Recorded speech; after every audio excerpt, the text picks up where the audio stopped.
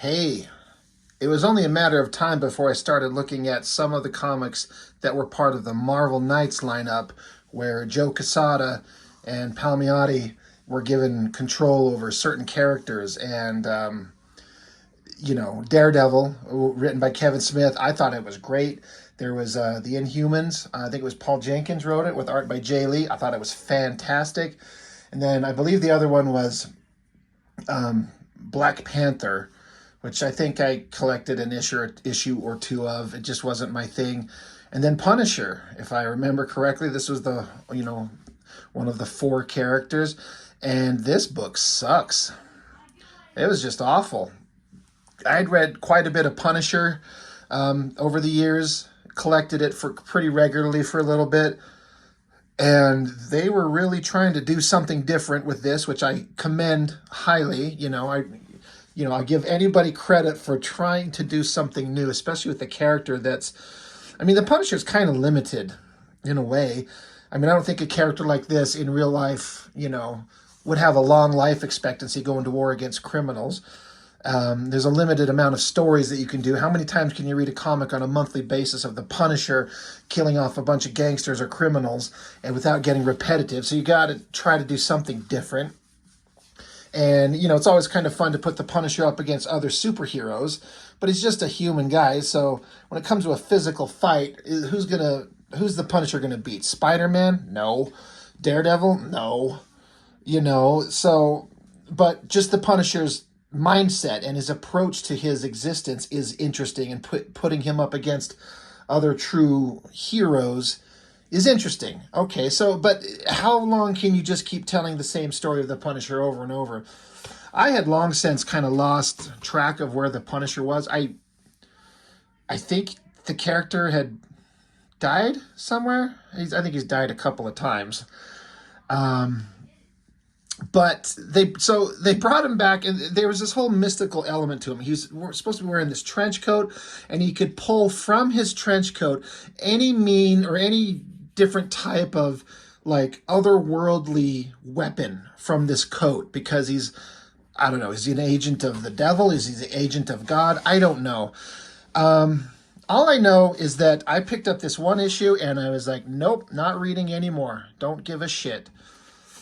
And there was one thing that was pushed as the biggest selling point of this book. And I just want to have it right here in the credits. We'll get to it. It starts out pretty basic. An alleyway scene, like a shrine to someone who had died. There's sadness, there's confusion, and then out of the dark comes, this is supposed to be the Punisher. He's got this glowing symbol on his head. But here's the Punisher. It's basically just a redo of this cover, right?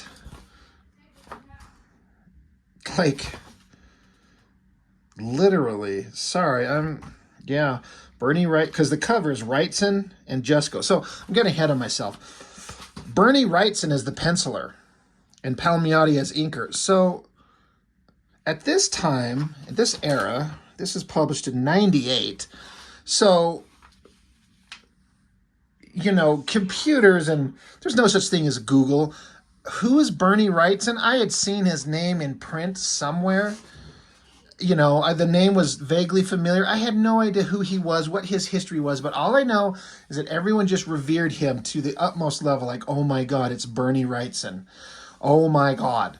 Now, I would be surprised if there's anybody watching my videos that doesn't know who he is. If you go Google his name and Frankenstein and look at that art book, holy Lord, is it some of the most lush, beautiful, detailed artwork you've ever seen. It's unbelievable. And it looks nothing, and I mean nothing, like the crap in this book. No disrespect meant, but I don't know what the hell they thought was so great about this. There are 100 pencilers working for Marvel at this time that drew just as good as this or better. This is not anything amazing. None of this work in this book is anything that stands out. Now, the level of artwork that Wrightson, I guess, could do, like in the aforementioned, like the Frankenstein thing, the crazy detailed line work. You can't do that in a monthly comic book, but there's nothing. It's like all competent, you know.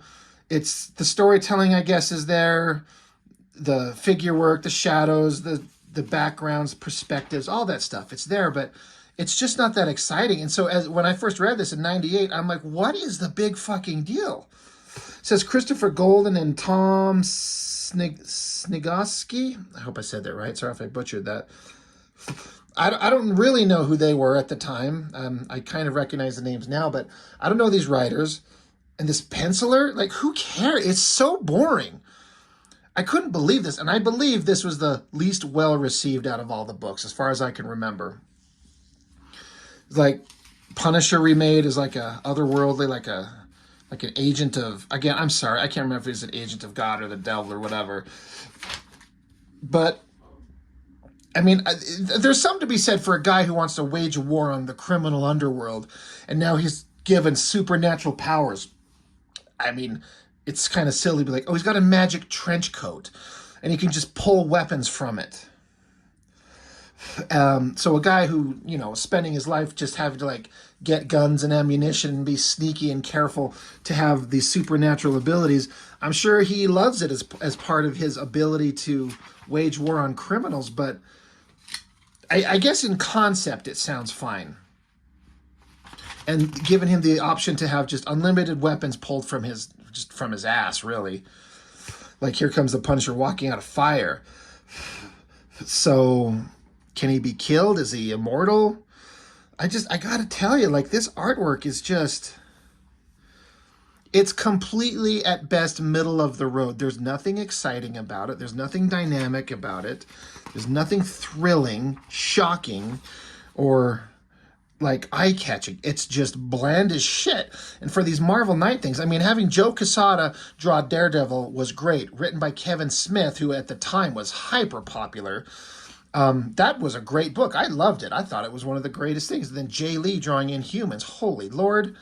That book looked amazing. I believe Tex was doing the Black Panther, if I remember correctly. Correct me if I got that wrong. That's always a big deal. And then like Bernie Wrightson on Punisher. I'm like, who? All right, I like the Punisher, but this whole thing, angels, and I mean, there's a guy with angel wings, the guy with demon wings. Just so boring. I mean, Palmiotti's on inks, and he's always been a well-respected inker as far as I know. I don't know what these pencils would have looked like and what he had to work with to translate them into inks. It's all kind of okay. And I couldn't be bothered to reread this comic. Like I said, I got this one book, and I was like, well, I'm not reading Marvel Knights Punisher. There was nothing here that kept me even remotely interested to come back, and I'm pretty sure, like I said before, that this was the least well received. This was like, all right, swing and a miss, good try. I mean, Bernie Wrightson, for those who knew at the time, for those who had the, you know, who were introduced to the concept before, you know, it's easy to have information about somebody on social media these days, but back in '98. How do you know? Like, sometimes you're just lucky to run across a guy and know who they are and see their great work. I'm just like, who cares? It's not that great. So, yeah. Yeah, they're saying, speaking of legends, we're honored to have the great Bernie Wrightson penciling this tale, written by the talented team of blah, blah, blah, and inked by blah, blah, blah. And as if that weren't enough, each cover of this 4-issue miniseries will be penciled by Bernie Wrightson and painted by none other than Joe Jusko, where they just took a page from inside the comic and just had Jusko paint it. I mean, Sarah Michelle Gellar back in the day was pretty fucking hot, right, fellas, right? So, what a waste of time.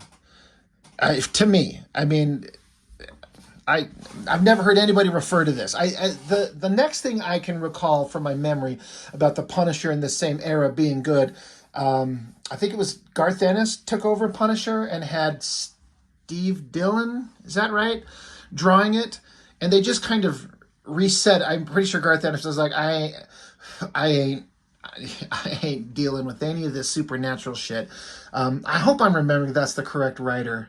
God, I haven't seen it for so long, but I seem to remember reading those issues, and it started with like the Punisher thinking to himself, and the way that they addressed this, like him being dead or whatever the hell, and the supernatural powers.